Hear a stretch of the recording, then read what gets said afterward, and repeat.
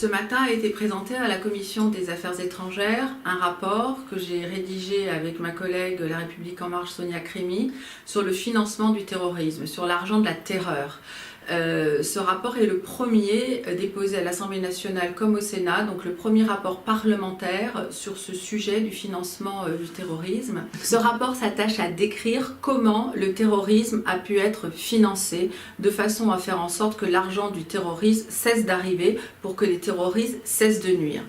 Le premier axe, bien évidemment, nous avons décrit comment le terrorisme a été financé de façon globale. Et le deuxième, c'est comment aujourd'hui ce fameux terrorisme low cost, que nous avons appelé le terrorisme low cost, celui qui par exemple a tué à Nice, puisque cette action terroriste n'a nécessité que 2500 €, de quoi louer la camionnette et acheter une arme, celui-ci, comment peut-il être endigué, comment peut-il être arrêté? Et nous avons fait un certain nombre de propositions, parmi lesquelles surveiller l'identité des personnes qui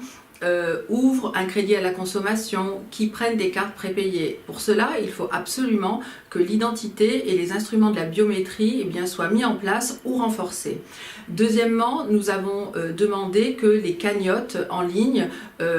soient aussi surveillées que des actions bancaires classiques.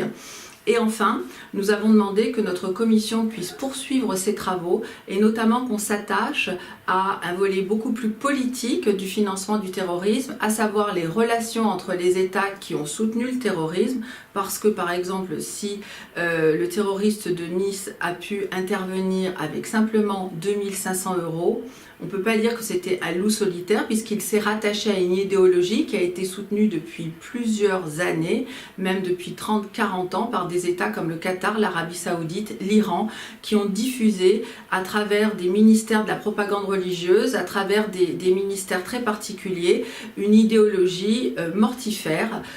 qui a infusé dans le monde entier. Donc nous souhaitons poursuivre cette mission d'information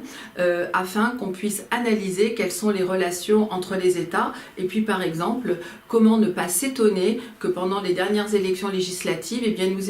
nous ayons eu le parti de M. Erdogan qui ait pu présenter en France des personnes